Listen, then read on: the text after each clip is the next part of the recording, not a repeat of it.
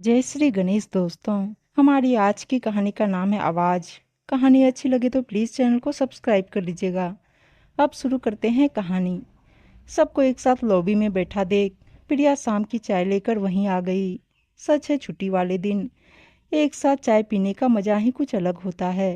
सूरज हमेशा की तरह अपना लैपटॉप लेकर बैठे थे। माँ बाबूजी टीवी देख रहे थे।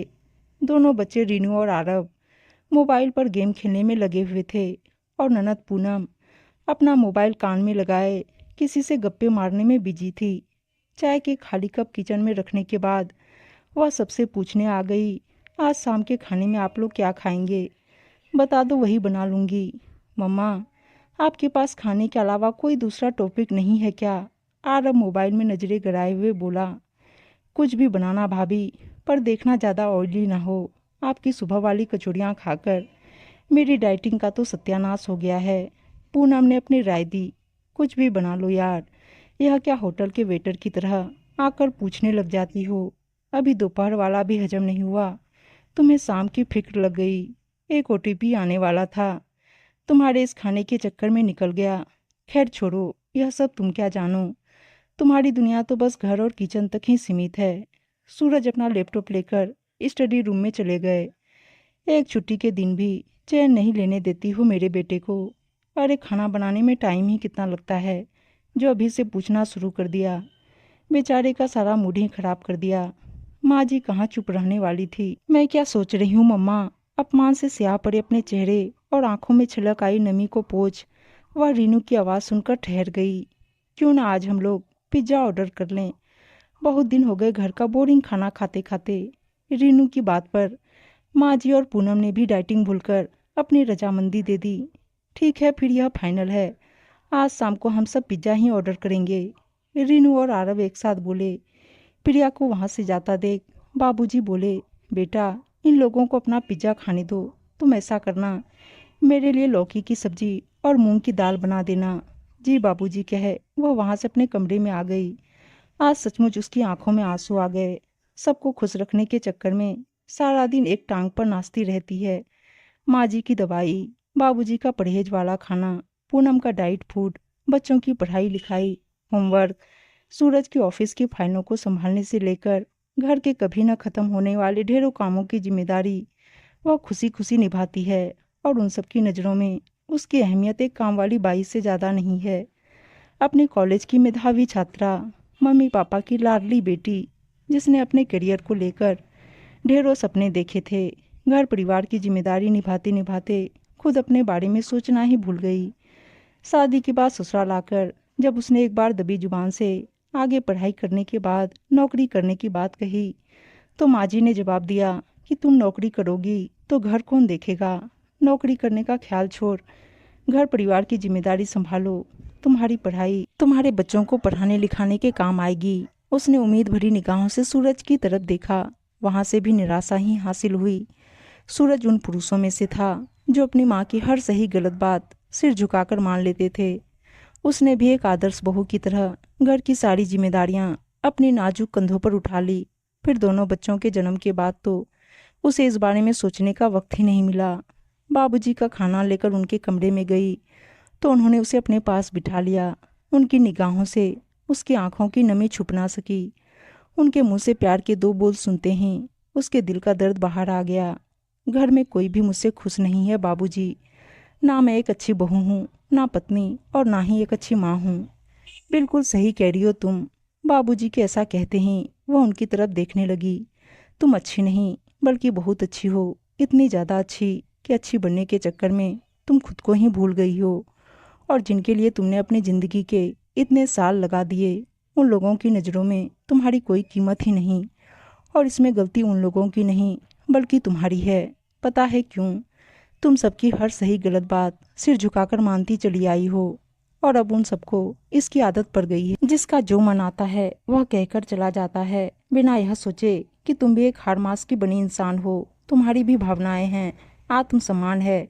और दुख की बात यह है कि सबकी देखा देखी अब तुम्हारे बच्चे भी इसमें शामिल हो गए हैं। तो फिर मैं क्या करूं बाबूजी? मुझे कुछ भी समझ में नहीं आ रहा है। तुम्हारा खोया हुआ आत्मसम्मान वापस दिलवाने के लिए मेरे पास एक आइडिया है। पर पता नहीं तुम उसके लिए तैयार होगी कि नहीं। बाबूजी रहस्यमयी ढंग से बोले, आप बताइए तो सही। मुझे पता है आपने मेरे लिए कुछ अच्छा ही सोचा होगा। बाबूजी ने उसके पास आकर उसे अपनी योजना समझाई। पर बाबूजी, यह मैं कैसे? बाबूजी की बात सुनकर एक बार को तो वह सोच में पड़ गई। फिर बाबूजी के समझाने पर वह इसके लिए तैयार हो गई। अगले दिन सुबह शर्मा निवास का दृश्य देखने लायक था। प्रिया, मेरी चाय कहाँ है? मम्मा, मेरा टिफिन नहीं बना क्या? भाभी, मेरी ग्रीन टी। बहू, आज नाश्ता नहीं मिलेगा क्या? अरे भाई, इतना शोर क्यों मचा रखा है? अपना अपना काम खुद कर लो, क्योंकि जिसे तुम लोग आवाज लगा रहे हो वह आज घर पर नहीं है। बाबूजी आकर बोले, घर पर नहीं है तो यहीं कहीं पड़ोस में गई होगी किसी काम से। माँ जी कब पीछे रहने वाली थी। अब तुम लोग कुछ देर चुप रहो, तब तो मैं बताऊं। उसकी सहेली का फोन आया था। उसकी तबीयत बहुत खराब थी, इसलिए प्रिया सुबह सुबह उसके पास चली गई है। 2-4 दिन में वापस आ जाएगी। ऐसे कैसे बिना बताए जा सकती है? और कौन सी खास सहेली है जिसके लिए उसे सुबह सुबह ही जाना पड़ा? मैं अभी फोन करके पूछता हूँ। सूरज को सहेली की बीमारी से ज़्यादा प्रिया के बिना बताए जाने से परेशानी थी। अरे बिना बताए कहाँ गई है? मुझसे पूछ कर गई है, और तुम लोग सो रहे थे इसलिए जगाना उसने ठीक नहीं समझा। बाबूजी बोले, उधर फोन ना लगता देख, सूरज झलाए जा रहे थे। बाबूजी मजा लेने के लिए बोले, अब बार बार फोन करने का क्या फ़ायदा? हो सकता है वहाँ पर नेटवर्क ही ना हो। जैसे तैसे ब्रेड बटर खाकर एड्रीनू और आरव स्कूल गए। सूरज भी कैंटीन में कुछ खा लूँगा कहकर ऑफिस निकल गए। जब काम वाली विमला आई तब उसके साथ लगकर माँ जी ने खाना बनवाया। काम करने की आदत तो बरसों पहले छूट गई थी, इसलिए काम कम कर रही थी, बड़बड़ा ज़्यादा रही थी। जैसे तैसे एक्स्ट्रा पैसे देकर विमला को कुछ दिन काम करने के लिए राजी किया। 4 दिन हो गए प्रिया को गए हुए। कभी रीनू का टॉप नहीं मिलता, कभी आरब की जुराब। पूनम काम करके इतनी परेशान हो गई कि जिम भी नहीं गई। दोपहर में खाना देखकर रीनू भड़क गई। यह कैसा खाना है? चावल बिल्कुल हलवा हो गए हैं, सब्जी में इतनी ज्यादा मिर्च और दाल में पानी भरा हुआ है। दादी बुआ, प्लीज आप लोग कुछ बना लिया करो। विमला आंटी का खाना तो मैं नहीं खा सकती। पता नहीं मम्मा कब वापस आएगी। रीनू की बात सुनकर माँ जी गुस्से से बोली, अब जो बना है चुपचाप खा लो। तुम्हारी माँ ने भी तुम्हारे नखरे उठा उठा कर तुम्हारा दिमाग खराब कर दिया है। रीनू गुस्से में बिना खाना खाए उठकर अपने कमरे में चली गई। शाम को शहर से लौटकर बाबूजी ने बताया कि प्रिया का फोन आया था। उसकी सहेली की तबीयत अब कुछ ठीक है, 1-2 दिन में वापस आ जाएगी। 1-2 दिन में नहीं, मम्मा से बोलिए जल्दी से जल्दी वापस आ जाएं। मंडे से मेरे टेस्ट शुरू हो रहे हैं, पढ़ाएगा कौन? आरब परेशान होकर बोला। अगले दिन शाम के वक्त प्रिया को टैक्सी से उतरते देख सबकी जान में जान आई। रीनू और आरब तो उसके पास से हट ही नहीं रहे थे। मम्मा, आप कहाँ चली गई थी? पता है आपके बिना हम लोग कितने परेशान हो गए थे। हमारी सारी यूनिफॉर्म गंदी हो गई हैं। आज तो मुझे बिना प्रेस की यूनिफॉर्म पहनकर स्कूल जाना पड़ा। रीनू की बात पूरी नहीं हुई थी कि आरब बोल पड़ा, मेरी तो जुराब ही नहीं मिल रही थी, गंदी पहनकर जा रहा था। बिना पॉलिश के जूतों की वजह से मुझे पनिशमेंट भी मिली। स्कूल में कैंटीन और घर में विमला आंटी के हाथ का खाना खाकर खाने का मन ही नहीं करता था। थैंक गॉड कि आप वापस आ गई हो। बच्चों की आवाज़ सुनकर माँ जी और सूरज कमरे से बाहर आए। बड़ी जल्दी वापस आ गई। जरा पूछ तो सूरज इससे कि ऐसी कौन सी सहेली है जो घर वालों से बढ़कर हो गई, जिसके लिए मैडम बिना बताए घर से चली गई। अब चुप क्यों हो? सुनाई नहीं दे रहा है कि माँ कुछ पूछ रही है? सूरज के सवाल भी शुरू हो गए। कौन सी सहेली? किसकी सहेली? मैं किसी सहेली के घर नहीं गई थी। आप लोगों की बातों से उस दिन मेरा बहुत दिल दुखा था। मेरी परेशानी देखकर बाबूजी ने मुझे कुछ दिन के लिए मम्मी पापा के पास जाने को कहा। उनकी बात मानकर मैं मम्मी पापा के पास चली गई थी। वैसे भी मेरी बातों से सबको परेशानी ही होती है, इसलिए मैंने आप लोगों को फोन भी नहीं किया। बाबूजी मुझे घर के हालचाल बताते रहते थे। और हाँ माँ जी, रही बात बिना बताए घर से जाने की, तो मैं बाबूजी से पूछ कर गई थी।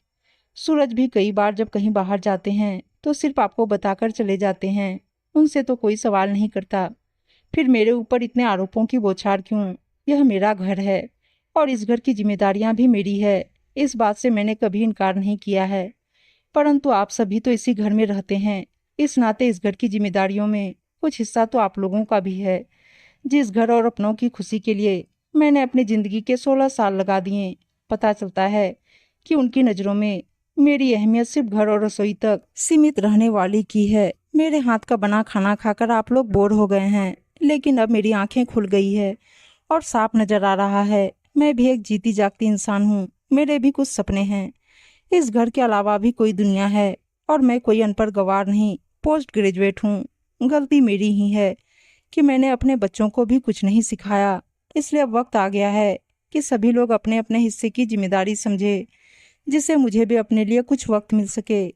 और हाँ बच्चों, आप लोग अब बड़े हो गए हो। अपने छोटे मोटे काम, जूते पॉलिश करना, अपना बैग लगाना, यूनिफॉर्म प्रेस करना खुद कर सकते हो। रही खाना बनाने की बात, तो अब से शाम का खाना बनाने की जिम्मेदारी पूनम की है। मैं नहीं चाहती कि मेरी प्यारी ननद को अपनी ससुराल में मेरी तरह ताने सुनने को मिले कि मायके वालों ने कुछ भी नहीं सिखाया। प्रिया को इस तरह बोलते पहले किसी ने नहीं सुना था। सब हैरानी से उसे देख रहे थे। उसे पता था कि इतनी जल्दी कुछ नहीं बदलने वाला, पर अपने आत्मसम्मान की खातिर अपनी आवाज़ उठाकर उसने एक शुरुआत तो कर ही दी थी। और अपने आत्मसम्मान के लिए आवाज़ बुलंद करना अभिमान नहीं स्वाभिमान कहलाता है। सॉरी मम्मा, हमसे गलती हो गई। हम धीरे धीरे सब काम सीख लेंगे, पर आप प्रॉमिस करो कि हमें छोड़कर फिर कभी नहीं जाओगे। रीनू और आरब उसके पास आकर बोले। उसने भी दोनों बच्चों को प्यार से गले लगा लिया। उम्मीद है दोस्तों कहानी अच्छी लगी होगी, और अच्छी अच्छी कहानियाँ सुनने के लिए चैनल को सब्सक्राइब और वीडियो को लाइक शेयर जरूर कर दीजिएगा। धन्यवाद दोस्तों।